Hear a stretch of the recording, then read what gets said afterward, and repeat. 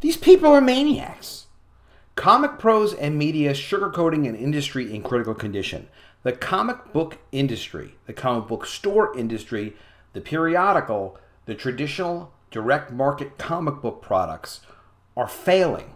The industry is collapsing. There used to be more than 10,000 comic book stores. They're down to less than 2,000 comic book stores. That was before the gigantic health event. This is an article from Bleeding Cool. It's got some ridiculous quotes from Thomas King. I'm going to also show you this silly article from Comics Beat talking about how comics and graphic novel sales topped 1.21 billion in 2019. The biggest year ever. We're all getting rich. It's amazing. I'm going to tell you all about it. All about it. I'm going to start with this article. Before we get started, check out collegeofthedead.com. It'll take you to my comic, College of the Dead Graduation Day. That's how you can support my work and my comics. It's a very cool comic. It's already in print, ready to ship. And sign up for the Mermaids. EpicMermaids.com, a full-color series coming soon to Indiegogo. Back to the article. This is from Bleeding Cool. This is what started with Tom King. This is so ridiculous.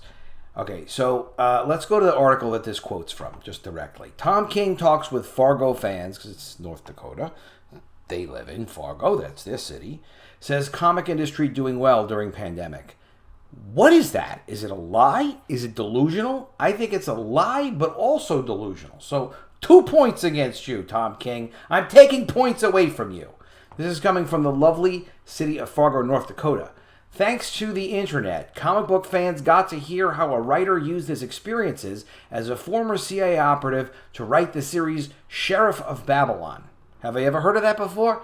Absolutely not. I'm being honest with you. Eisner Award-winning scribe of the Vertigo comic books, Tom King was the special guest of Fargo comic shop, Paradox Comics and Cards, which apparently is not out of business yet, Paratalks Graphic Novel Club. He talked about crafting characters based on his colleagues and Iraqis he met while serving overseas back in 2004. Good for you, Tom. Even with the pandemic, King believes the comic industry is still doing well. I don't know how he's measuring this. Quote, comics and graphic novels are the one medium that will keep going strong during this virus and then artistically react to it so that you can read new product, good, brilliant product that's being... He's saying that his own product is good and brilliant. That's a little egotistical. I expect that from me, not from you, Tom King. That's being made during and about the virus. So he's saying that comics are the one medium that's going to be made during the virus. It's going fantastic. It's going to comment on it. It's going to be like nothing else. It's so fantastic. All right. That's Tom King's little goofy statement. Back to this article. Yup, and don't admit quite a few specialty stores went out of business over the past few years. Literally, like 80% of all comic book stores, dead. Dead as a doornail. Gone. There used to be more than 10,000 of them. Now there's less than 2,000 of them. That's the comic book store industry. Crowdfunding is doing phenomenal. Year over year, it's up 25%, and it's going nowhere else but up. Why? Because the books are good, the people care about the comics, Comicsgate in particular, and because we have resources no one else has. We help each other, and that's why we're successful. Going on. What is doing well now are some of the crowdfunded independents, that's us, and that's what's likely the future of comics going forward, not unlike Europe. Okay, well, it is, obviously. King doesn't believe the industry is doing well so much as maybe he does. Who knows what he believes?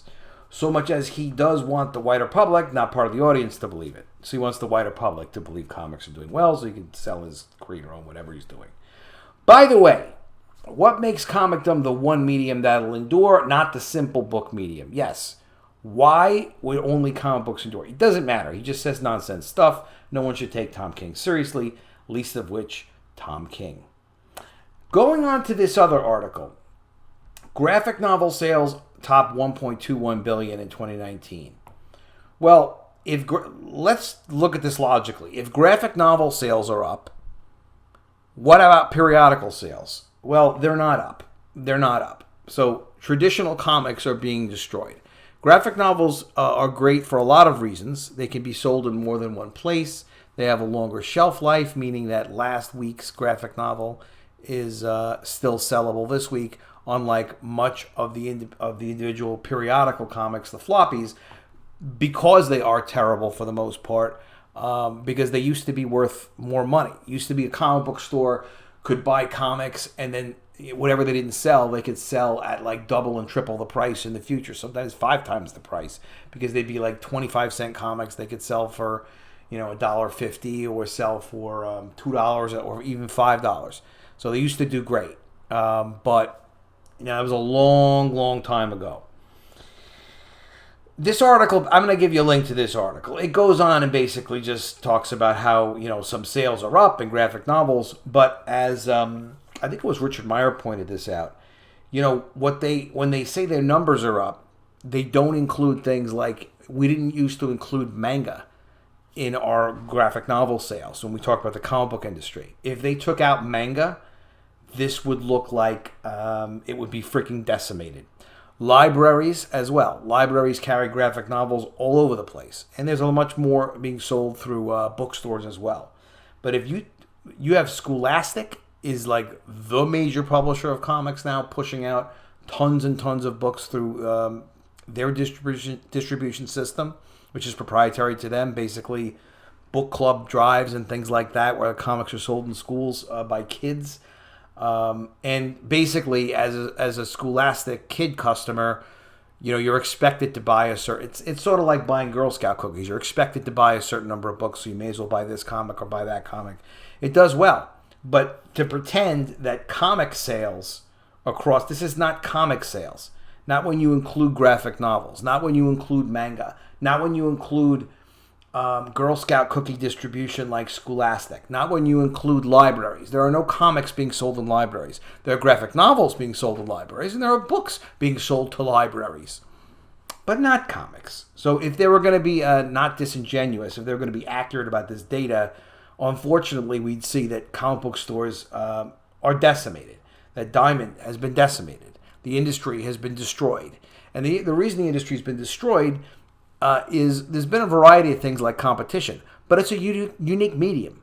Comics could be doing very well, but they'd have to be produced well by people that really care about them, that want to produce good comics that they're passionate about, but also with editorial discipline. There is a finite limit to the number of comic books that a company should be publishing. With Valiant 1.0, Shooter told me personally he was never going to do more than 18 comics per month, because that's as many as he could personally control and know that the continuity would be correct and the books would be done really well and they'd be on time. No one else ever talks that way. Actually, some of the Comicsgate guys do talk that way. It's not true. Ethan Van Sciver talks about he could do one great Cyber Frog a year, maybe 2, but probably 1. And that's what he wants to limit himself to. I know with my creative teams, we can do 1 48-page or 2 48-page books a year. I would really want to do 2 if my creative team is up to it, per title that we publish, like College of the Dead, Mermaids, whatever it's going to be. But we are not going to offer a monthly comic, because we can't produce a great monthly comic every month. We can produce great graphic novels with great stories and really well done art, and just properly produced and promoted. And that's what we're going to do. That is the problem with periodicals and comic sales.